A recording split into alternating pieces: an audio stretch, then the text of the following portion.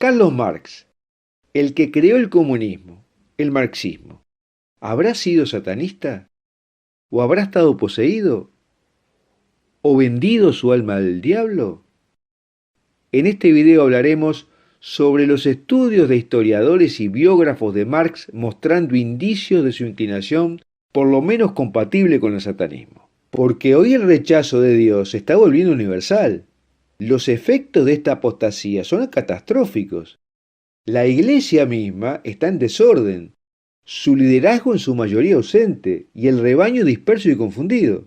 Todo esto mientras una revolución comunista global se está extendiendo con una facilidad que hubiera parecido imposible hace unos meses.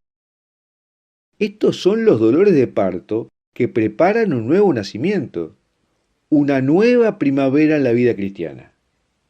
Los indicios de vinculación de Carlos Marx con el satanismo están documentados por varios estudiosos.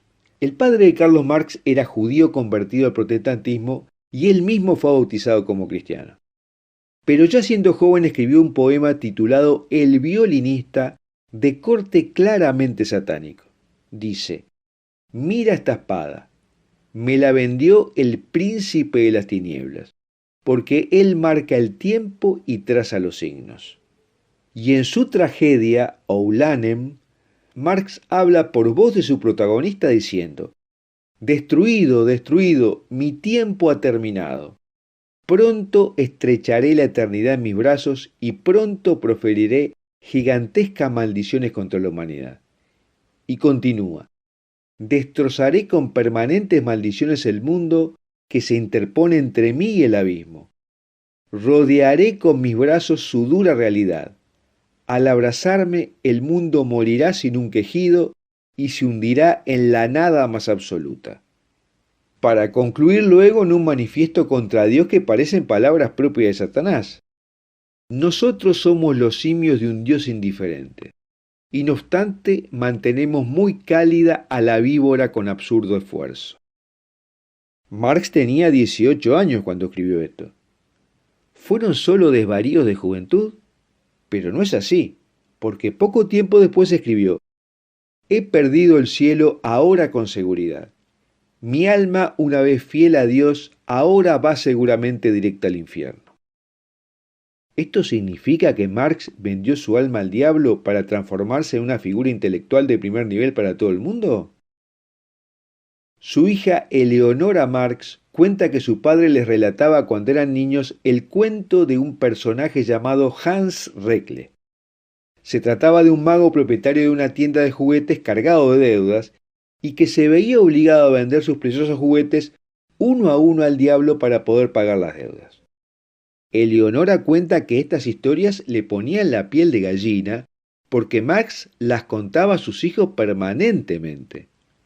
Robert Paine, en su libro El desconocido Karl Marx, dice que basta con poner el nombre de Marx en lugar de Rekle y a sus hijos en lugar de los juguetes para entender a Marx.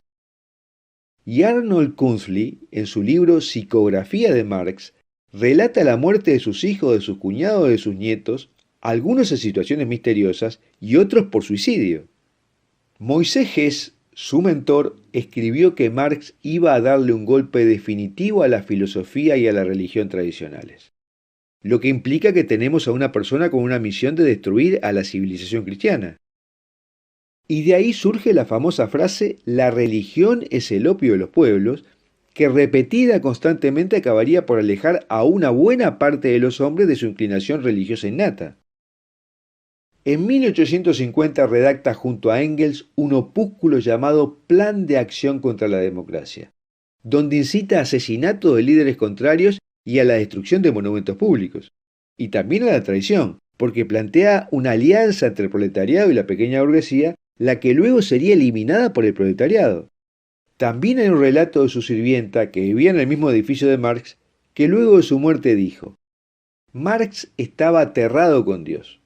Durante su grave enfermedad solía rezar solo en su habitación frente a unas velas encendidas y con una especie de cinta alrededor de su cabeza. Un ateo que haga esto podría significar que estaba realizando ritos ocultistas.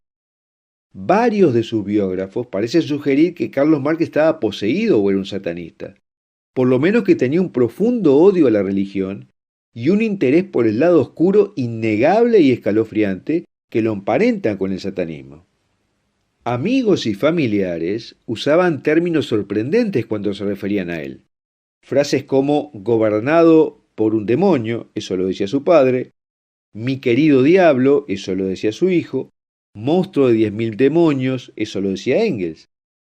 Y personas cercanas a él cuentan que se veía a Marx gritando o cantando palabras del Fausto de Goethe, que como se sabe fue el personaje que vendió su alma al diablo.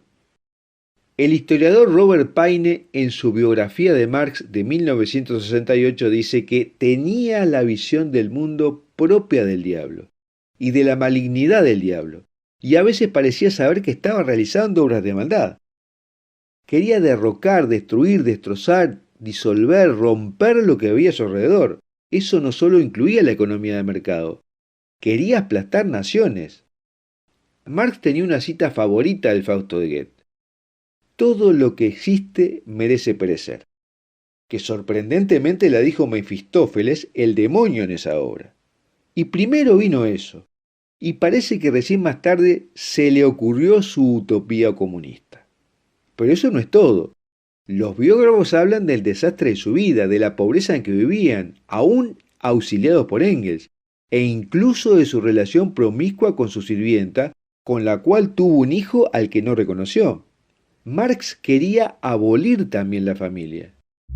Hoy vamos a explorar la naturaleza satánica del comunismo. Así es, directo de las bocas de los dictadores comunistas en sus propias palabras. Escucharemos sus versiones de las raíces satánicas del comunismo. Hoy vamos a profundizar en la historia, y como Theodore Roosevelt dijo, cuanto más sabes del pasado, mejor estás preparado para el futuro. Este análisis fue escrito por el reportero e investigador superior de Epoch Times llamado Joshua Philip. Bien, empecemos con la historia. Actualmente el comunismo ha causado la muerte de más de 100 millones de personas durante el siglo pasado, a través del hambre, matanzas políticas y genocidios. Ha creado sociedades donde el poder está en manos de un pequeño grupo que esclaviza naciones enteras y donde campos de matanza y reeducación a través de campos de trabajo forman parte de la vida cotidiana. Pero los fracasos económicos, asesinatos en masa y las naciones esclavizadas creadas por el comunismo no son los crímenes más grandes del sistema. El mayor crimen del comunismo es la destrucción del alma humana. Una meta clave del comunismo es desmoralizar las sociedades, destruir la cultura, religión y valores básicos de cualquier sociedad que toca. Este objetivo se expone claramente en el Manifiesto Comunista, en el que Karl Marx y Friedrich Engels escribieron en 1848 que el comunismo abole toda religión y toda moralidad. La cosa más aterradora para alguien es la destrucción de la fe, la creencia y la moralidad. En la Biblia, el libro de Mateo dice: no temáis a los que matan el cuerpo, mas el alma no pueden matar. Temed más bien a aquel que puede destruir el alma y el cuerpo en el infierno. Hemos visto en repetidas veces que la meta del comunismo es destruir el alma de la humanidad. Ahora hablemos de la historia y aprendamos de ella. Cuando una hambruna barrió Rusia en 1921, después de que el ex líder soviético Vladimir Lenin ordenó que se les quitaran las semillas a los agricultores, entre 5 y 10 millones de personas murieron de hambre. Según el libro negro del comunismo, la respuesta de Lenin fue que la hambruna era buena para el movimiento comunista, ya que la hambruna también destruiría la fe no solo en el zar, sino también en Dios. Mientras que el comunismo lleva varias máscaras, incluyendo los intentos de convencer a la gente de que sus intenciones son benignas, la influencia de sus raíces siempre se pueden ver. El comunismo pretende ser ateo, pero muchos de sus fundadores, incluyendo Marx, no lo fueron. En realidad tenían creencias satánicas.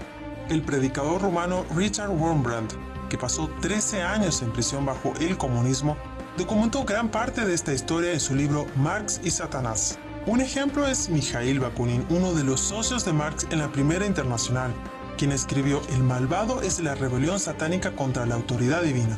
La rebelión en la que vemos el germen fecundado de toda emancipaciones humanas, la revolución. Los socialistas se reconocen entre sí por las palabras en el nombre de aquel a quien se le ha hecho un gran mal. También declaró: en esta revolución tendremos que despertar al diablo en las personas, para despertar las pasiones más sucias. Nuestra misión es destruir, no edificar. El satanismo de Marx es evidente en sus primeros escritos. Él escribió en el poema Invocación de un desesperado que construiría su trono en lo alto. En otro poema de Marx llamado El violinista escribe: los vapores infernales se elevan y llenan el cerebro hasta que me vuelvo loco y mi corazón cambia por completo. Mira esta espada, el príncipe de las tinieblas me la vendió. El biógrafo Robert Paine escribió su libro de 1968 llamado Marx, en el cual decía que Marx tenía la visión del mundo según el diablo y su malignidad. A veces parecía saber que estaba realizando obras de maldad. También podemos mostrar que a través de los principios básicos del comunismo, que por su naturaleza es satánico. Esto se remonta al materialismo dialéctico que Joseph Stalin escribió en 1938 como la visión del mundo del partido marxista-leninista. El satanismo entonces, ¿cómo funciona? Funciona invirtiendo los valores dentro del sistema cristiano. El materialismo dialéctico, por otro lado, trabaja invirtiendo los valores de todas las creencias tradicionales en todos los sistemas religiosos rectos. Trabaja sobre tres principios para identificar, contradecir y eliminar el intermediario. La inversión a la que siempre se refiere el valor tradicional se convierte en el tema presionado por el comunismo y utiliza estas inversiones de tradiciones y moral para llevar a la sociedad a la lucha, y utiliza esta lucha para destruir los valores que existen dentro de esa sociedad. Así que el comunismo no es solo un sistema político o económico, sus formas existen dentro de muchos movimientos diseñados para destruir nuestros valores, tradiciones y creencias. Es un espectro, como Marx lo describió, que pretende destruir a la humanidad. En una carta a su padre, Marx describió los cambios que estaba experimentando. Un verdadero malestar tomó el dominio de mí y no seré capaz de calmar los espíritus alborotados hasta que esté en su querida presencia. En su poema La doncella pálida, Marx escribió: por tanto, el cielo he perdido, esto yo bien lo sé. Mi alma, otrora fiel a Dios, seleccionada está para el infierno. Abandonar a Dios y asociarse con Satán es un tema común en la poesía de Marx. En El violinista escribió: con Satán he hecho mi trato. Para mí da las señales y marca el compás. Rápido y libre toco la marcha de la muerte. Poco después de que Marx muriera, su criada Helene de Muth dijo que durante su enfermedad lo había visto realizando una especie de ritual de plegaria ante una fila de velas. Mira, Marx fue básicamente un revolucionario y el motor principal de su vida, en mi opinión, fue la voluntad de poder y el odio a Dios. Eso fue gatillado por una profunda desesperación de la que vamos a hablar más adelante. Bien, entonces esta desesperación llevó a Marx a querer vengarse de Dios, y eso está en sus escritos, como vamos a ver. Entonces ese es el principal motor de la obra de Marx, un intento de vengarse de Dios y de conquistar el poder para borrar toda huella de Dios que podía encontrarse en el mundo, ¿ya? Eso lo llevó a que destruyera todo lo que tocaba, incluso las cosas de las que él amaba. Él amaba a su padre y sin embargo lo maltrató muchísimo. Él amaba a su mujer y sin embargo la maltrató muchísimo. Ella estuvo a punto de abandonarlo. Tuvieron 6 hijos. De esos 6 hijos, 3 murieron en la infancia por el descuido de Marx. Murieron de desnutrición, murieron de descuido. Y las otras 3 que llegaron a la adultez, 2 murieron en pactos suicidas. Y eso no es casual, porque Marx escribió poemas sobre pactos suicidas. Y la tercera, si no recuerdo mal, también se suicidó. O sea, pero tengo una duda ahora sobre la tercera. Bien. Y que era la que más lo quería, la que publicó sus obras, la que era amiga de Engels. ¿Sí? O sea, Marx era una bestia peligrosa, muy centrada en sí misma, muy ambicioso, con una voluntad de poder desbocada y un gran mentiroso también. En sus escritos se encuentran muchas citas de fuentes oficiales que están alteradas, por ejemplo. Muchas citas alteradas. Sabemos que cuando él estaba en la educación media, era un cristiano.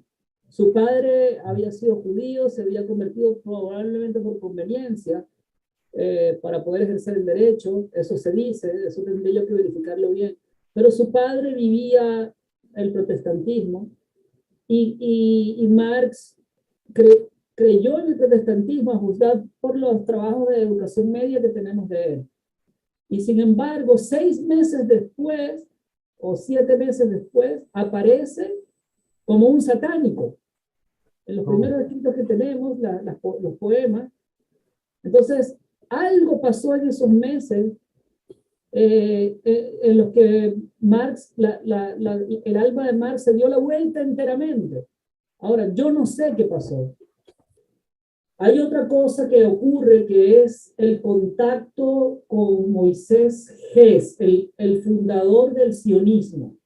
Este señor era satánico y él se gloriaba de haber corrompido a mucha gente, entre otros a Engels. Engels era cristiano hasta que conoció a este señor. Y este señor era cercano a Marx. Entonces, él debe haber jugado un papel en esto, en la perversión de Marx.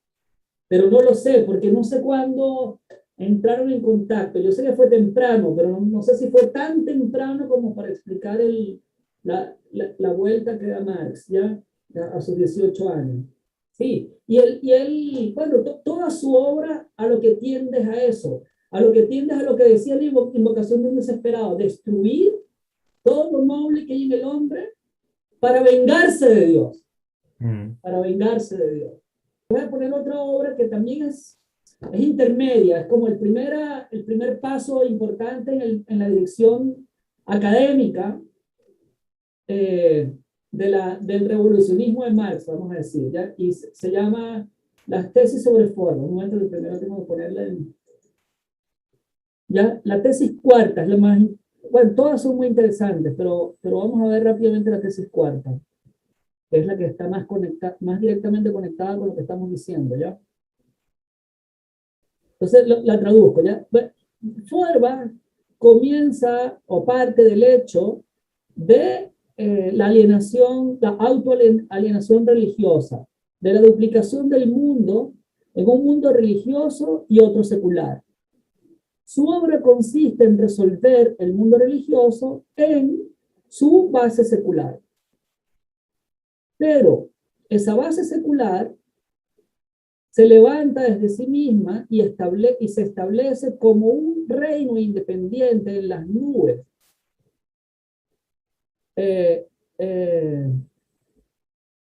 Esa base secular puede explicarse solamente por la lucha interior e intrínseca y contradicción intrínseca de esta base secular.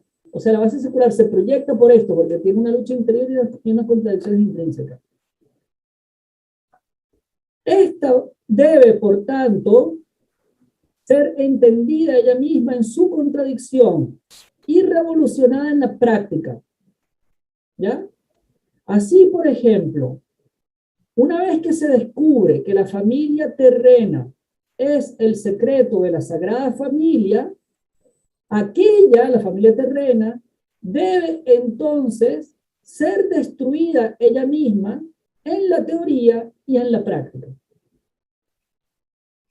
Entonces, Feuerbach dice, Dios es la proyección de lo noble que hay en el hombre hacia un mundo, un reino ideal que no existe.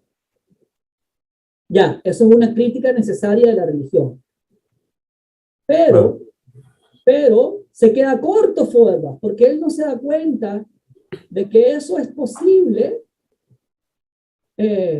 O sea, tú no vas a destruir la fe en la religión mientras no destruyas la base secular susceptible de ser proyectada.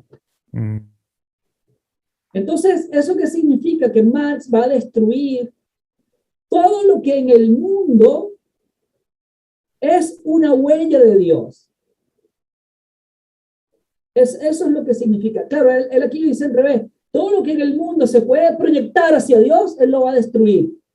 Pero él sabe que eso es una huella de Dios, porque esa es una cosa que hay que entender. Marx no es ateo.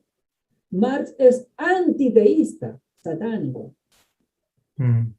Porque si tú lo revisas con calma, verás que ahí está el programa para todo esto que estás nombrando tú.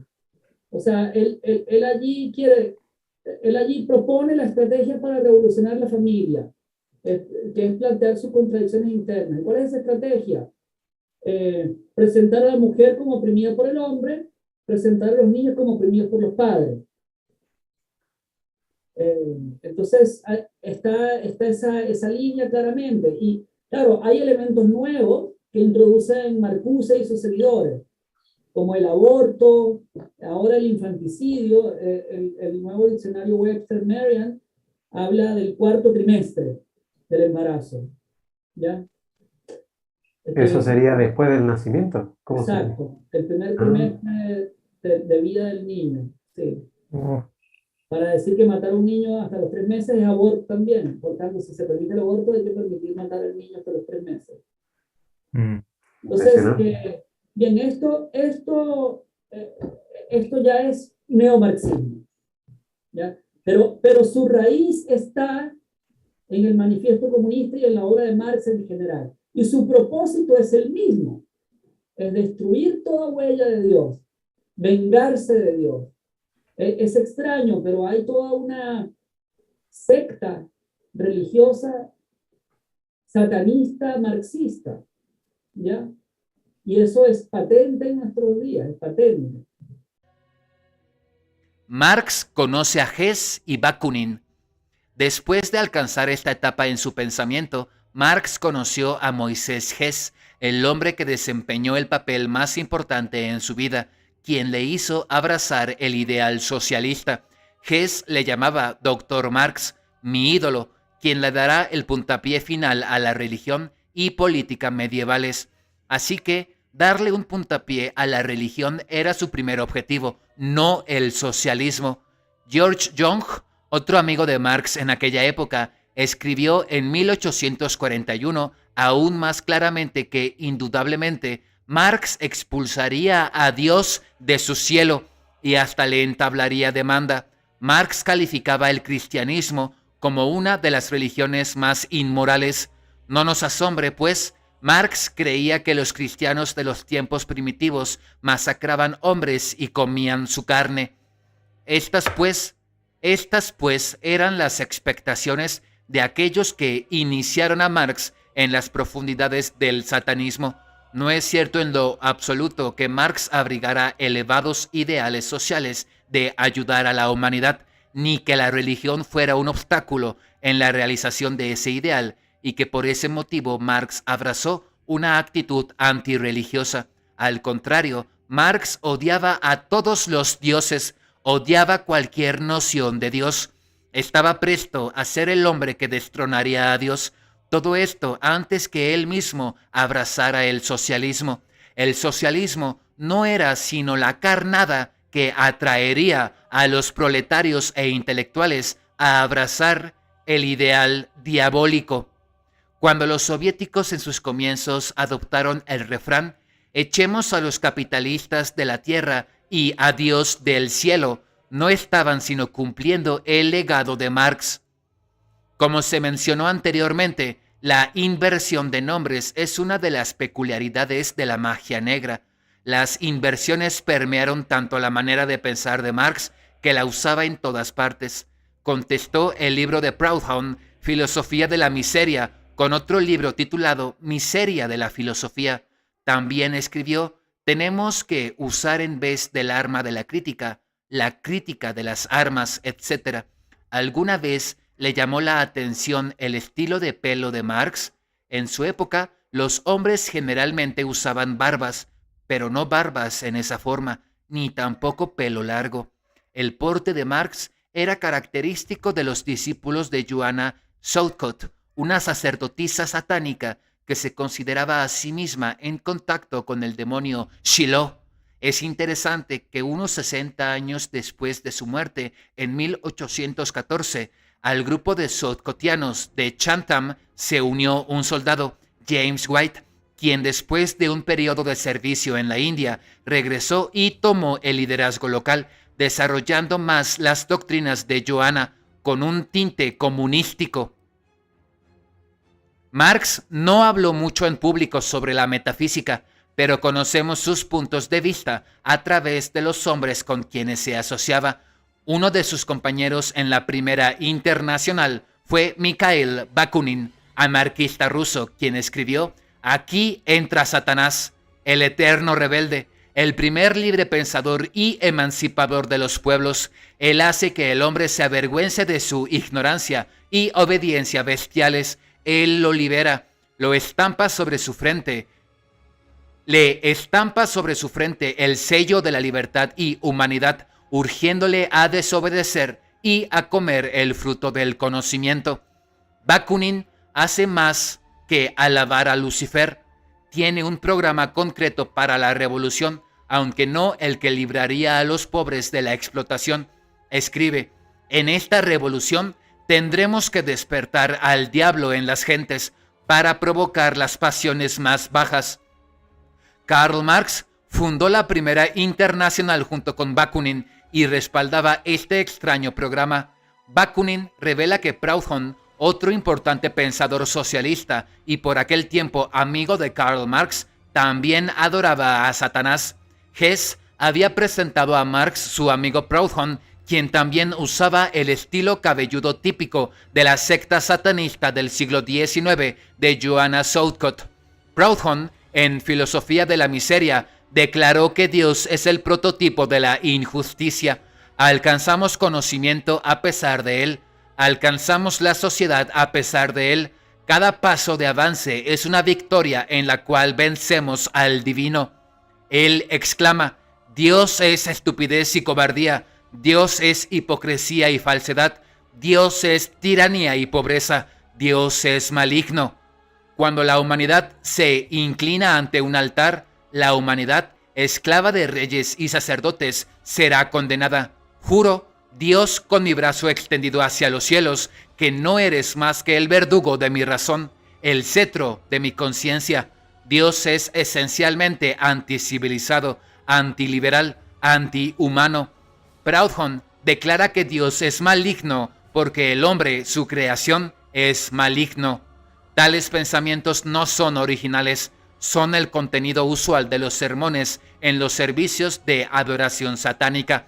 Más adelante, Marx tuvo desacuerdos con Proudhon y escribió un libro para contradecir su filosofía de la miseria, pero Marx contradijo solamente doctrinas económicas menores. No hizo objeciones a la diabólica rebelión de Proudhon en contra de Dios.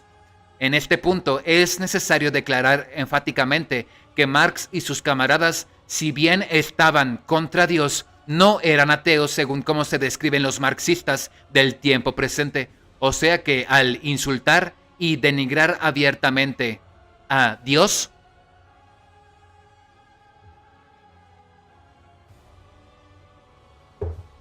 al denigrar e insultar abiertamente a Dios, odiaban a un Dios en quien creían. No es su existencia la que objetaban, sino su supremacía. Cuando estalló en París la Revolución Comunista de 1871, el comunero Flourens declaró: Dios es nuestro enemigo, el odio a Dios es el principio de la sabiduría. Marx alabó entusiásticamente a los comuneros que abiertamente proclamaron este objetivo, pero ¿qué tiene que ver eso con una distribución equitativa de los bienes materiales? ¿O con la mejora de las instituciones sociales? Estos son solamente los disfraces externos que disimulan el verdadero objetivo, la erradicación total de Dios y su culto. Hoy vemos evidencias de esto en países como China Roja, Albania y Corea del Norte, donde todos los templos, mezquitas y pagodas han sido clausurados. Richard Wurmbrand nació el 24 de marzo de 1909 en Bucarest, Rumania. Fue el menor de los 4 hijos de una familia judía. Sus primeros años transcurrieron en Estambul, pero cuando el pequeño Richard tenía 9 años, su padre murió y la familia tuvo que regresar a Rumania cuando Richard ya era un adolescente de 15 años. Pronto, el adolescente Richard fue enviado a Moscú para estudiar. Cuando regresó a su país, Wurmbrand ya era un importante líder político y agente de bolsa. También fue coordinador del Comité Comunista, que era sostenido directamente por el gobierno comunista de Moscú. En octubre de 1936, Wurmbrand se casó con Sabina Oster, quien también era judía. Pronto el nuevo matrimonio conoció el cristianismo y se convirtieron 2 años después de casados. Su conversión estuvo fuertemente influida por el testimonio de un carpintero cristiano alemán sin educación llamado Christian Wolfsks, quien les entregó una Biblia y los instó a leer uno de los evangelios. En poco tiempo, Richard fue ordenado como ministro anglicano. Durante la Segunda Guerra Mundial, Richard y Sabina aprovecharon la oportunidad para evangelizar a las tropas alemanas que habían ocupado el país. Predicaron en los refugios antiaéreos y ayudaron en el rescate de muchos niños judíos de los guetos. Por estas acciones fueron arrestados y golpeados repetidamente. También casi son ejecutados en una ocasión. Sabina también tuvo que ver cómo toda su familia judía fue arrestada y asesinada en los campos de concentración. Pero un momento decisivo llegó en 1944, cuando los soviéticos invadieron Rumania como un primer paso para instalar un gobierno comunista en el país. Wurmbrand decidió empezar a trabajar para alcanzar a los soldados del Ejército Rojo y a sus compatriotas con el Evangelio. Pero cuando el régimen se dio cuenta de la labor de Wurmbrand y quiso controlar la labor de las iglesias, el ministerio se hizo clandestino. En 1945, en un congreso de cultos organizado por el gobierno rumano, al que los Wurmbrand asistieron, Richard se puso de pie y denunció el control del gobierno sobre las iglesias. Declaró a los delegados, cuyos discursos se transmitieron a toda la nación, que su deber era glorificar a Dios y solo a Cristo.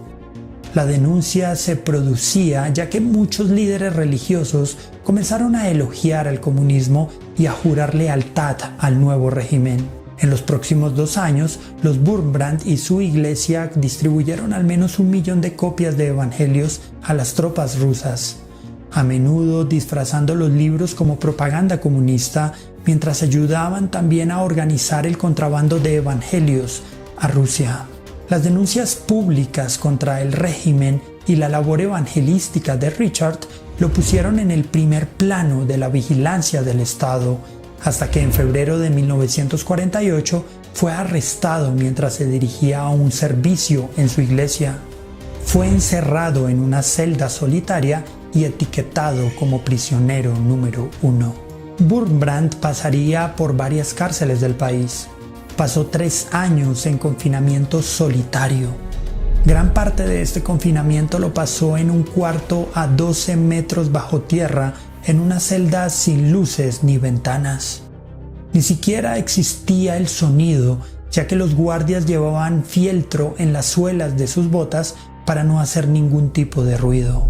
Para soportar la tortura del aislamiento total, el propio Wurmbrand relató luego que para mantener la cordura dormía durante el día para permanecer despierto durante la noche y poder ejercitar su mente y alma componiendo sermones y luego pronunciándolos cada noche. Wurmbrand poseía una gran memoria, ya que incluso pudo recordar al menos 350 de esos sermones que escribió en prisión y que luego serían plasmados en un libro.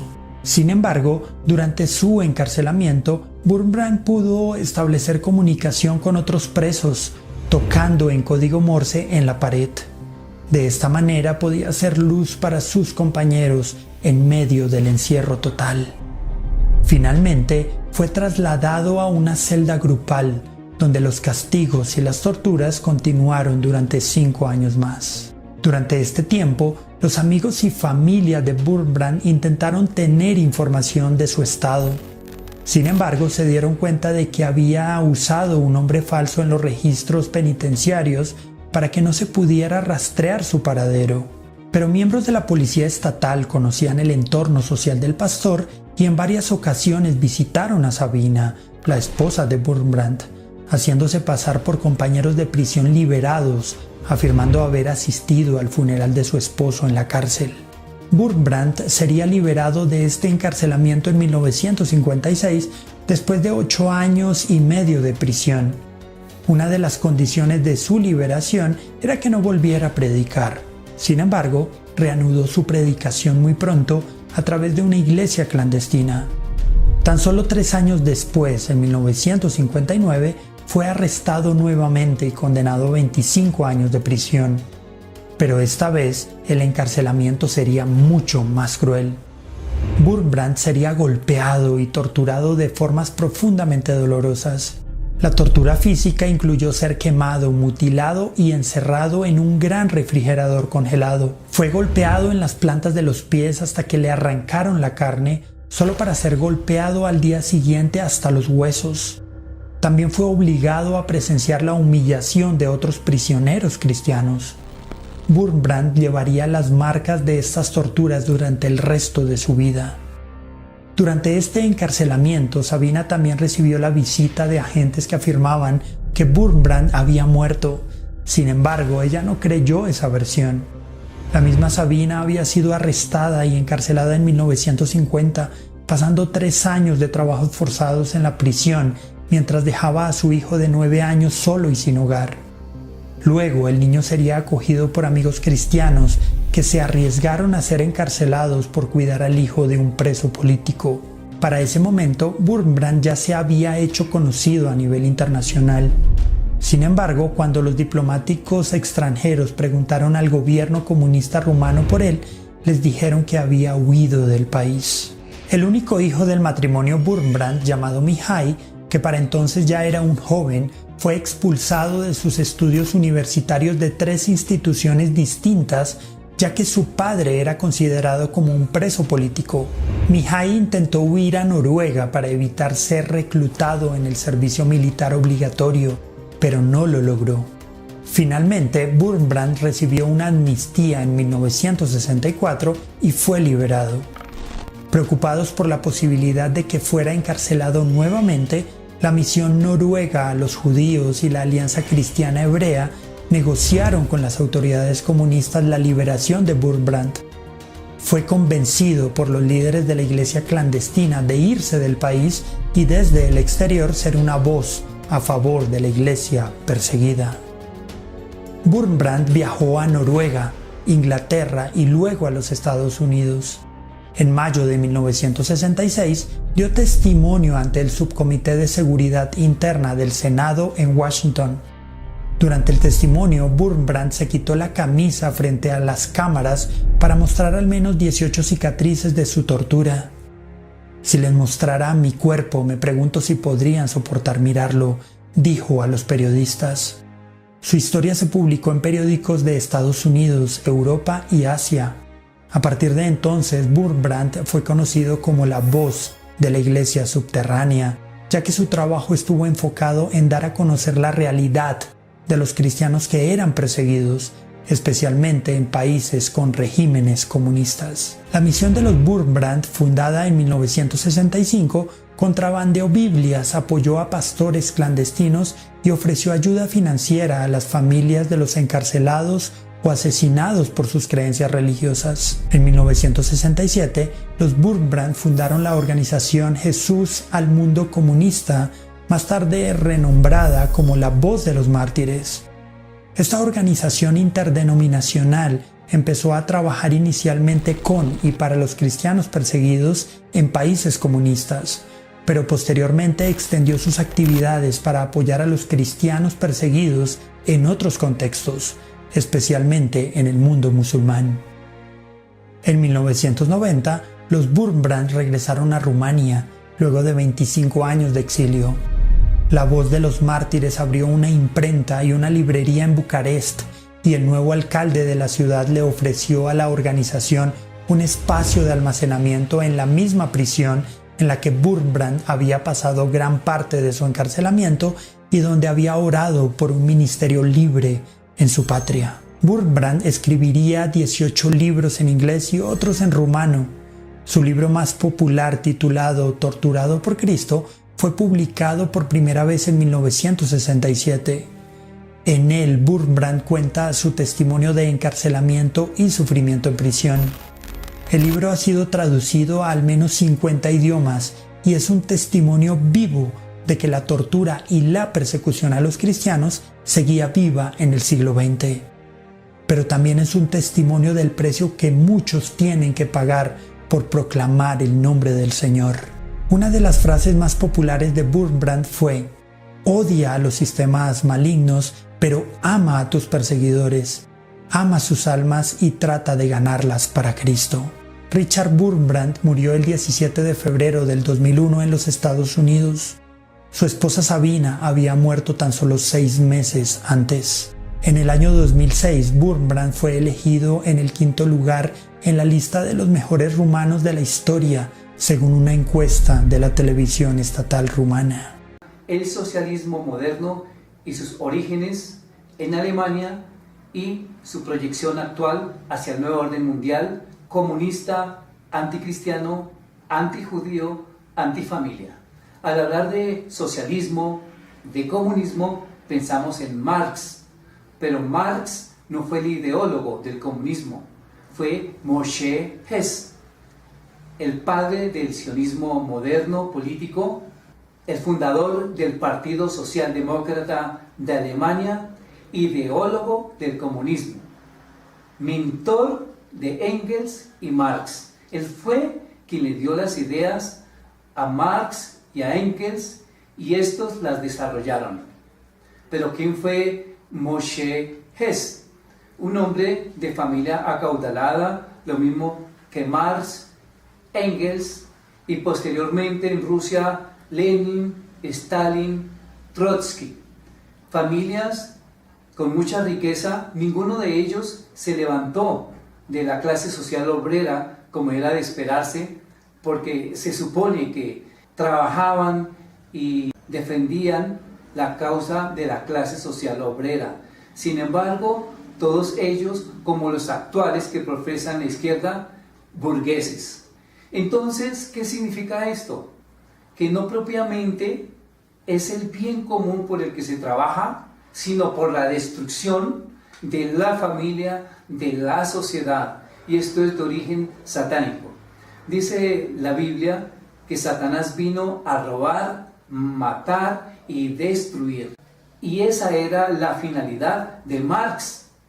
Dice Richard Wurmbrand, un misionero para la Europa oriental, que Marx en su juventud fue un joven cristiano que amó al Señor entrañablemente, pero conoció la filosofía de Hegel, apostató de la fe, conoció también la Revolución Francesa y todo lo que se llama Ilustración, y dijo: el camino no es Dios, sencillamente hay que trabajar por la humanidad para destruirla, porque su corazón abrigó las tinieblas.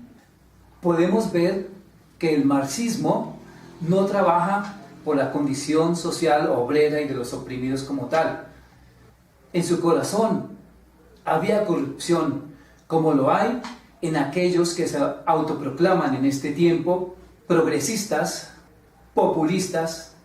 Veamos algo que sucedió en Rusia. Aunque el marxismo, o el comunismo más exactamente, nació en Alemania, sin embargo el primer país en establecerse como comunista fue Rusia. Y fue en la época de los zares. Gobernaba Nicolás II y Lenin quería tomar el poder. Así que cuando lo hizo, mandó matar a Nicolás II. El comunismo tiene ese pasado y ese presente de sangre, de homicidio, de genocidio. Él tomó el poder Lenin. Posteriormente lo hizo Stalin, y Stalin tuvo una lucha con Trotsky. Estos personajes también judíos, pero judíos que se proclamaban ateos, porque hay judíos de Dios ortodoxos que aman a Dios, aunque muchos no aceptan al Mesías, nuestro Mesías, el Salvador. Aman a Dios y Él tendrá su plan con estos judíos.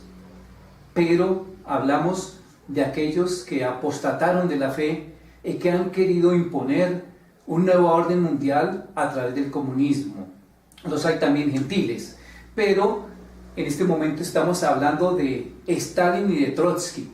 Nótese que Stalin traicionó a Trotsky y lo mandó a matar. Y eso que Trotsky tuvo que huir de Rusia a México y allá lo mandó a matar. Así como sucedió aquí con Castro.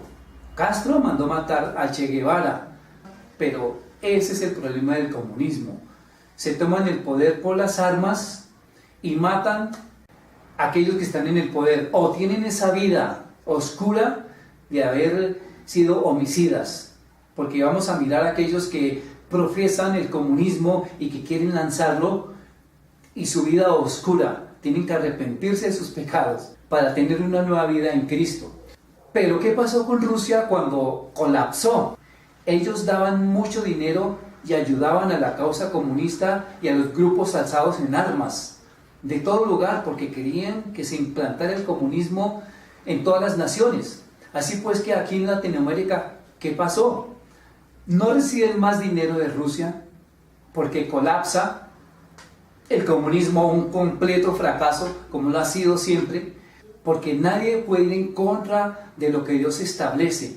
Como dice Lucas 21:24, este mundo está bajo el gobierno de los gentiles.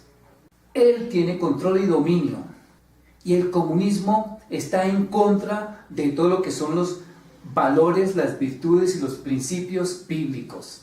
Aunque algunos hablen de comunismo, como por ejemplo, dicen que Santiago capítulo 5, habla de los capitalistas y de aquellos que se han enriquecido y de aquellos que han maltratado a los trabajadores. Pero cuando habla en Santiago capítulo 5 al respecto, es para que ellos se arrepientan, así como estos que promueven el comunismo. Entonces muchos se equivocan en decir, no, es que la Biblia sostiene el comunismo. Eso es una mentira. De ahí nació la teología de la liberación. ¿Y en qué paró esa teología de la liberación? En aquellos sacerdotes que la profesaban. Sencillamente en volverse guerrilleros y matar, y tomarse el poder por las armas. Pero como dije, cuando colapsó la Unión Rusa, socialista soviética, no hubo más ayuda económica. ¿Qué dijeron ellos, los alzados en armas en los diferentes países? ¿Qué vamos a hacer? No, pues entonces ahora vamos a cambiar la causa por la cual luchamos. Entonces ya no vamos a decir que es por la clase obrera, sino que vamos a incluir la ideología de género. En esa época convencieron a todos los colectivos, como en este caso ambientalistas o indigenistas, para esa causa. Y dijeron, ya no nos podemos tomar el poder por las armas. Y aunque podemos preguntar, pero bueno, muchos han luchado en el comunismo para tomarse el poder. No, es que hay otros intereses, como en el caso de las FARC. Se volvieron narcoguerrilla, aunque ahora han trabajado con el gobierno para una paz que realmente es una falsa paz, porque no hay justicia. No hay justicia en este tratado de paz, porque dice la palabra que sin justicia no hay paz. Y no es esta justicia especial para la paz implementada por el gobierno de turno. No es esta la paz. La justicia de Dios, la justicia conforme a la palabra, tiene que ver con arrepentimiento sincero de pecados. Sin justicia no hay paz. Entonces se crea para Latinoamérica el Foro de Sao Paulo, fundado por Ignacio Lula da Silva, que a la presente hemos visto una persona corrupta, Evo Morales y otros tantos, que dijeron, fundamos ese Foro de Sao Paulo para tomarlo en Latinoamérica, Chávez, todos ellos corruptos. Veamos lo que decía Evo Morales, miremos acá acerca de su vida. Esa entrevista, esa declaración de don Evo Morales de hace una semana, escúchenlo, yo nunca diría lo que dijo Evo Morales, dale. Evo nunca ha buscado cargos, el cargo me ha buscado a mí, de dirigente sindical, de presidente. Recordaron ustedes el año 1997, los movimientos sociales me plantearon la candidatura a la presidencia. Acepté porque había un congreso, especialmente el movimiento campesino indígena originaria, era en Potosí.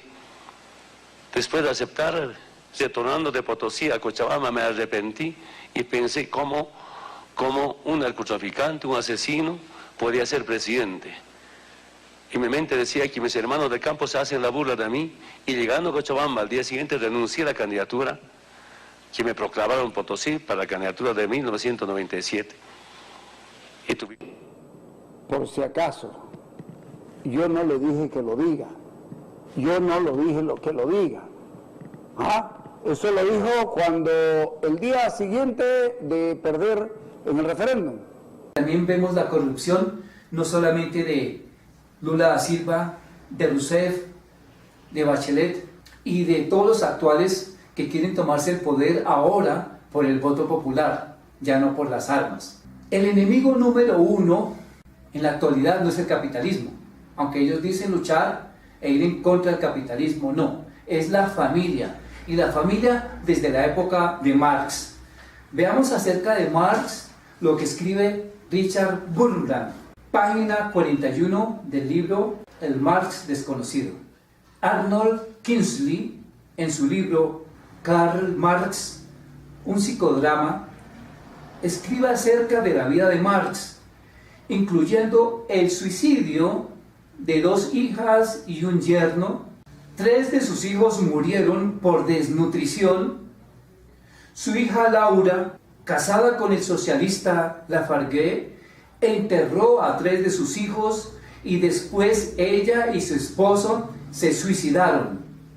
Otra hija, Eleanor, decidió con su esposo hacer lo mismo.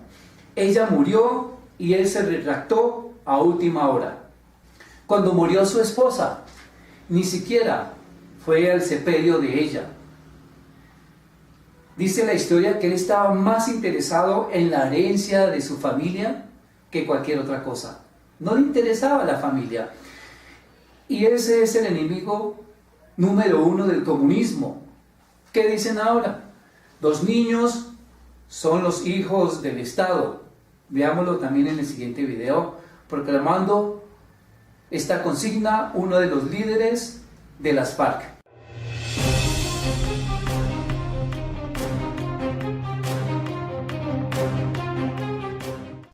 Escuchen esta propaganda de las FARC, la guerrilla colombiana, donde un guerrillero habla de los niños. ¿De a quién le deberían pertenecer los niños? ¿De quién son los hijos? En el libro del Capital de Marx, en varios de los edictos habla de fomentar dentro del mundo una sociedad con igualdad de derechos, desaparición de la propiedad privada, no existan desigualdades sociales, quitando las propiedades a los que las tienen y entregándolas a los pobres. Pero las propiedades son del Estado, los hijos son del Estado. Los hijos son del Estado. Eso lo dice las FARC acá en Colombia, pero lo dice también cualquier socialista en cualquier parte del mundo.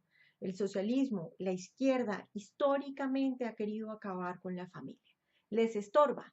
Y no solo la familia, sino cualquier institución que esté entre el Estado y entre el individuo les va a estorbar. Las iglesias les estorban. Las asociaciones comunitarias les estorban, los grupos de caridad les estorban y sobre todo la familia les estorba, porque lo que quieren es que el Estado tenga un control completo sobre el individuo.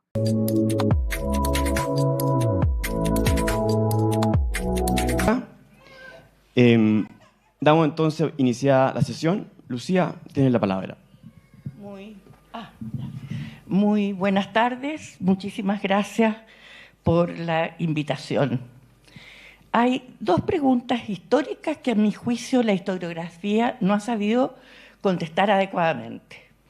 Una es, ¿por qué los países de Norteamérica han logrado un progreso social y económico y una estabilidad política que a Latinoamérica le han sido esquivos? La otra es, ¿cómo podemos explicar que el nazismo sea una doctrina correctamente, universalmente condenada, y que el comunismo goce de legitimidad moral? Tanto que pasó a ser un lugar común, que había una cosa peor que el comunismo, que era el anticomunismo. ¿Qué ocurre? Que esta adhesión afecta principalmente a los intelectuales, a las universidades, a académicos y a jóvenes. Bueno, aparte del hecho obvio de que la historia la escriben los vencedores. Y en ese sentido el comunismo, como parte de la alianza que destruyó el nazismo, fue parte de los triunfadores. Lo que muchas veces no se dice y que Axel destaca notablemente es la filosofía anticristiana que inspira no solo a los comunistas, sino que también a los fascistas y ciertamente a los nazis. Y nos cuenta que en 1904 Mussolini escribió un libro donde decía que la lucha contra el absurdo religioso era más que nunca una necesidad, pues seguir engañando sería cobardía. Y afirmaba, por supuesto, que Dios no existe. No voy a poder leer todas las citas completas, pero llegó incluso a emular a Marx diciendo la religión es el opio del pueblo, textual. Y Mussolini declaró que el fascismo era una creencia que había alcanzado el nivel de una religión. Y ese punto está muy presente y lo voy a retomar en un poco. Hay un dirigente nazi muy famoso, Rosenberg, que plantea directamente que el cristianismo era una religión humanista decadente y degenerada, que llevaba a la corrupción de la raza aria y de las grandes civilizaciones. Y en los diarios de Goebbels, que Axel estudió, Goebbels da cuenta del anticristianismo fanático de Hitler. El 5 de enero del 1937 escribía que el Führer considera que el cristianismo está maduro para la desaparición. Esto puede tardar mucho, pero llegará. Y el 1939 dice, el Führer es profundamente religioso, pero completamente anticristiano. Ve en el cristianismo un síntoma de decadencia. El plan de Hitler y de Goebbels, al igual que el ideario comunista, era precisamente sustituir la figura del imaginario cristiano por Stalin en un caso, Hitler en el otro y Mussolini en el caso fascista. Esta es la tesis que se intenta establecer a lo largo del libro, muy solventemente, mirando el fenómeno desde 5 ángulos. Es un fenómeno poliédrico, ¿no? Entonces tenemos el primer capítulo sobre antirracionalismo o relativismo. Después voy a hacer alguna referencia a la noción de racionalismo, pero ese es el primer ángulo. El segundo ángulo es el ángulo de antiindividualismo o colectivismo, ¿cierto? El tercer ángulo es el de anticapitalismo o socialismo, y luego viene el anticristianismo o gnosticismo político, y por último el antihumanismo o luciferismo. Esas son las 5 caras del prisma a través del cual se enjuicia a estas 2 ideologías criminales. En este punto, Axel va más allá incluso y ve en esa misma asimetría una cierta confirmación de que lo que llama en el capítulo final el espíritu luciferino sigue vivo y actuante, operante. Mucho más de lo que se quiere creer o de lo que se quiere hacer creer por voces que dicen que, por ejemplo, el comunismo hoy no existe, que quien se ocupa de este tipo de cosas. También decía Luis lo mismo sobre el demonio, ¿no? Que lo primero es decir que no existe, ¿no es cierto? Bueno, crea uno no en el demonio. Claro, conviene creer que no existen los demonios, ¿no? La operación del demonio se ve muy facilitada allí donde uno piensa que no hay que contar con él. Pero en todo caso, esto pasa también con este espíritu luciferino que anda recorriendo la faz de la tierra, y que hay gente que suelta el cuerpo y dice que es un tema del pasado, no hay tal cosa, ¿no? Con solo mirar la cantidad de la población del mundo que vive bajo esos regímenes, bueno, bastaría para darse cuenta de la insensatez de ese juicio, ¿no? Acá tengo una larga cita de Axel, pero no lo voy a citar a él en su presencia. Es simplemente las páginas finales del libro, ¿no es cierto?, donde se dice esto, ¿no? Página 204. Esta es una confrontación de ideas por la sencilla razón de que la matriz de origen de estas ideologías totalitarias, como se marcó aquí, quiero incidir sobre ese punto, tiene que ver con la historia entre finales del 19 y comienzos del 20, que es la historia de la lucha de lo que en alemán se llama la Weltanschauung, o sea, las visiones del mundo. Esas visiones del mundo, la visión del mundo es un concepto muy general que está en la obra de Dilthey, y bueno, sobre eso se podría hablar mucho en la hermenéutica, es interesantísimo el punto, pero no voy por ahí, no se desesperen.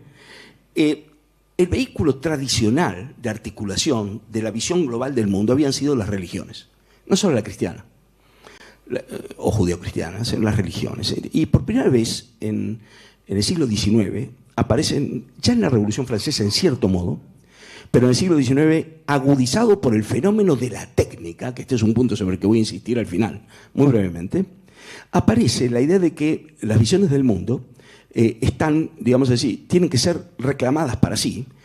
Las instancias para producir visión del mundo no pueden ser las iglesias, no puede ser la tradición ni nada por el estilo, sino que tienen que ser visiones constructivistas que tienen un cierto programa de ingeniería social. Y después hay dos capítulos que a mí me impresionaron en la investigación. Uno es este del gnosticismo político, el anticristianismo. O sea, básicamente, y esto lo dice Hayek en una frase en Camino a Servidumbre, este libro lo escribí el año 44, Camino a Servidumbre, ¿ya? Hayek dice en una frase que el nazismo y el comunismo son reacciones contra la tradición judeo-cristiana occidental y la herencia de Roma, Grecia, el Renacimiento y las ideas del cristianismo. Eso lo dice Hayek. Pero lo dice, pero no profundiza, ¿no? No hace, obviamente, porque el tema del libro es otro, y no hace un análisis específico de, bueno, yo tengo un capítulo completo dedicado a el anticristianismo, antijudeo-cristianismo, mejor dicho, tanto de comunistas como nazis. Y aquí rescato a Pío XI, el papa de la época, que el año 37 publica dos encíclicas, una contra el nazismo y una contra el comunismo. Y cuando uno analiza, son muy interesantes, me parece a mí, esas encíclicas, porque él hace un trabajo de exégesis, de explicación, básicamente, de qué es el nazismo y de qué es el comunismo y por qué va en contra de los principios fundamentales del cristianismo y de la tradición católica, obviamente. Y te queda claro que no hay diferencia realmente tan esencial entre los dos, a la luz del Papa, o sea, que básicamente son efectivamente una reacción contra la tradición judeo-cristiana. Eso es lo más relevante. A mi modo de ver, leyendo este libro, es ese afán por destruir el orden de la cristiandad, de la tradición judeo-cristiana que da origen a la civilización occidental, ¿ya? O que es tal vez la viga central tal vez de la civilización occidental, para no reducirlo solo a eso. Y ustedes, les insisto, no van a poder creer las citas que hay adentro. La persecución que hicieron los nazis de las iglesias, las clausuras. ¿Saben qué fue lo más impactante cuando leía la historia del Tercer Reich de Michael Burley, que es según Neil Ferguson, es la mejor historia del Tercer Reich que se ha escrito, donde se explica este movimiento nazi como religión? Lo que hacían los revolucionarios nazis, porque esto era una revolución, con las iglesias y las figuras sagradas. ¿Y por qué me llamó tanto la atención? Era lo mismo que tú veías acá el 19 de octubre. Exactamente lo mismo. Defecar sobre altares, desecrar las figuras sagradas, sacar cruces y usarlas para hacer tiro al blanco, etcétera, etcétera, etcétera. Eso sin contar todos los sacerdotes que fueron ejecutados, todos los que fueron metidos en campos de concentración o mandados a la detención por las policías secretas. Había un afán, y Hitler dice en un momento, dice, se puede ser alemán o cristiano, pero no se puede ser las dos cosas. Era un afán por rediseñar el orden social, y lo mismo que los marxistas, y Marx, de hecho, sostiene que el principal enemigo que hay que derrotar es la religión, refiriéndose al cristianismo. La religión es el opio del pueblo, lo que quiere decir que te adormece todas las pulsiones revolucionarias. Y Engels, yo tengo un artículo que se llama, o sea, una parte de un capítulo que se llama El marxismo como herejía cristiana. Engels tiene un artículo donde él dice, sí, mira, en realidad nosotros nos parecemos bastante a los cristianos antiguos, dice Engels, pero ellos prometen el paraíso en el más allá y nosotros en el más acá. Lo dice textual. Y Hitler tiene una frase donde él dice, el paraíso lo perdió Lario, el paraíso, literal, el paraíso lo perdió Lario cuando dejó que las razas inferiores escalaran y se mezclaran y todo lo demás, y lo vamos a recuperar, volviendo al orden natural de las cosas con la raza aria dominante. Entonces este utopismo lo tienen los dos por igual, solo que con un enfoque distinto. Pero tú tienes que destruir, obviamente, la tradición cristiana y judeo-cristiana si tú quieres ser capaz de rediseñar el orden completo y reinventar incluso al ser humano mismo. Tengo un subcapítulo que se llama Fabricantes de Alma, que es terrible, porque lo que tú te das cuenta es que tanto los comunistas como los nazis usan el concepto del hombre nuevo y que tienen que crear un hombre nuevo, y para eso hay que aniquilar al que existe hasta ahora, hay que eliminarlo, en parte físicamente y en parte adoctrinar, recrearlo. Trotsky tiene unas reflexiones delirantes. Trotsky llega a decir que en la sociedad comunista la inteligencia promedio va a ser la de un Aristóteles y que la gente será más bella y más armónica. O sea, vamos a ser todos Brad Pitt con la inteligencia de Albert Einstein. O sea, es una cosa delirante, completamente enferma. Y estas personas piensan eso. Entonces, ¿qué dice Lenin, por ejemplo? Lenin dice que hay que deshacerse del cristianismo y de las creencias en Dios en Rusia, porque es fundamental para haber sostenido el sistema de explotación que ha existido hasta entonces, burgués y todo lo demás. Lo dice Lenin. Y dice otra cosa más: nosotros no creemos en ninguna moral trascendente. Nosotros no creemos en una moral trascendente. O sea, tú no tienes un derecho a la vida porque eres un ser humano. ¿De qué estás hablando? Eso no existe. Nuestra moral, y lo dice textual, es lo que sirve a la revolución. Lo que sirve a la revolución. Si tú tienes que exterminar, y el primer genocida es Lenin, yo lo dejo súper demostrado en el libro, el primer gran genocida, el que empieza con los campos de concentración, el que es responsable de la muerte de probablemente 5 millones de personas, considerando los muertos de hambre, en pocos años, fue Lenin, ¿ya? Después Khrushchev le trata de lavar la imagen a Lenin, y de ahí viene ese mito de Lenin bueno, Stalin malo, ¿ya? Pero eso lo tengo también documentado ahí. Y por último, yo tengo un último capítulo que se llama el antihumanismo o el luciferismo. ¿Por qué? Porque hay una dimensión espiritual en todo esto, que a mí me quedó clarísima leyendo a estos autores, a Rosenberg en particular, pero al mismo Hitler, a Goebbels, obviamente Marx, Engels, Lenin, a toda esta gente. Bakunin que celebra a Lucifer. Bakunin dice: Lucifer es el primer rebelde, es la inspiración para todos nosotros, básicamente. Entonces, y se declaran ateos, que es una cosa bien rara, ¿no? Fíjense ustedes que en el mundo, en alemán, el autor más relevante de todo es Goethe, ¿ya? Goethe es como el Shakespeare de los alemanes, pero era, yo diría, hasta más, porque era científico, tenía una serie de habilidades. Se ríe Fernando porque los alemanes siempre son más, me dice. Bueno, pero tiene una serie de habilidades increíbles. Bueno, es como el intelectual de referencia en Alemania, y él tiene una obra famosísima que es el Fausto. Y en el Fausto el demonio se presenta como Mefistófeles, y Mefistófeles se describe a sí mismo como el espíritu de la destrucción, ¿ya? Todo lo que nace, todo lo que existe debe perecer, ¿ya? Y por eso es mejor que nada existiera. Entonces yo soy aquello que ustedes llaman mal, maldad, destrucción, una cosa así dice. ¿Saben de quién era esa cita la favorita? De Marx. Y no solo era la favorita, Marx se sentía muy identificado con eso, y ellos llegan a llamar, y lo tengo citado, al Partido Comunista el Partido de la Destrucción. Lo llegan a llamar así. Y Marx cita a Goethe porque era obviamente su intelectual predilecto y favorito, y de hecho le escribe una especie de tragedia que él creía que iba a tener como la misma, porque megalomanía no le faltaba a Marx, como la misma estatura que esta obra de Goethe y todo eso. Y entonces ese espíritu, por eso yo hablo del espíritu mefistofélico. Y lo curioso es que la gente que conoció a Marx de cerca, yo tengo y acá no quiero llegar a cosas esotéricas porque no es mi intención y yo lo estoy simplemente documentando, pero la gente que conoció a Marx, incluyendo su padre por lo demás, muchos lo describían como una persona como si hubiera estado poseída por el demonio. De verdad.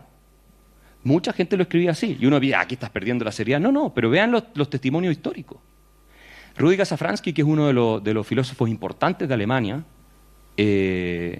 actuales, yo creo que está vivo todavía, ¿no? Sí. Tiene un libro sobre el mal. Y Safransky dice lo mismo sobre Hitler.